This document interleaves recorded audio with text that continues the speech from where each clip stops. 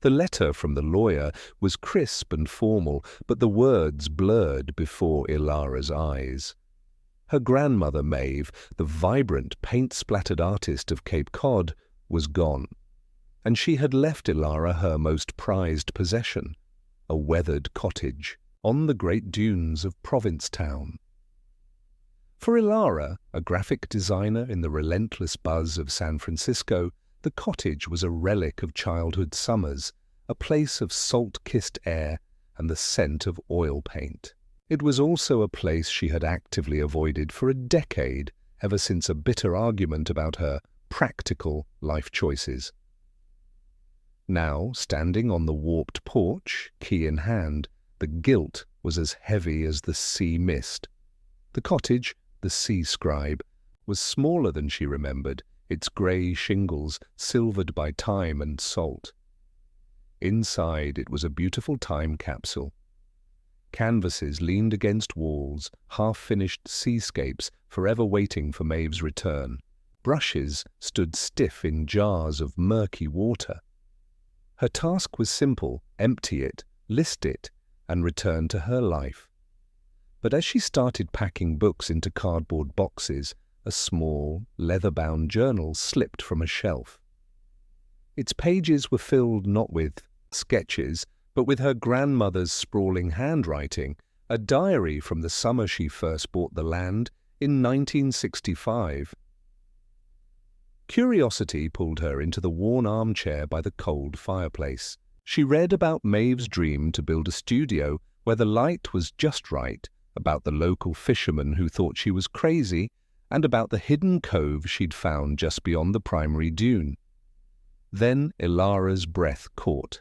An entry, dated July 18, 1965, described a fierce nor'easter.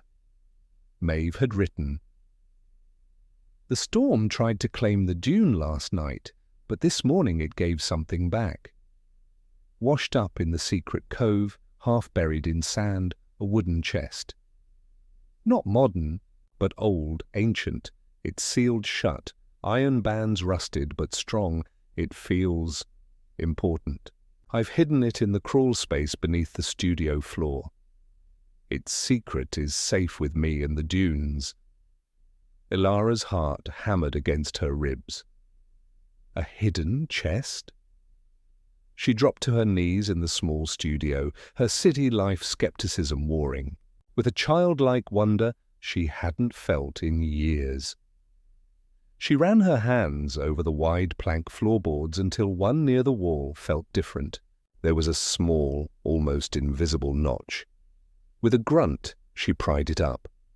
A cloud of dust and the smell of cold earth billowed out. There, in the shallow space below, was a chest. It was exactly as described, dark wood, bound in thick, corroded iron. It was real. It took her most of the afternoon and a broken crowbar to wrench the rusted lock apart. Her hands trembled as she lifted the heavy lid. Inside, nestled in remnants of rotten cloth, was not gold or jewels. It was a collection of meticulously preserved documents and personal effects.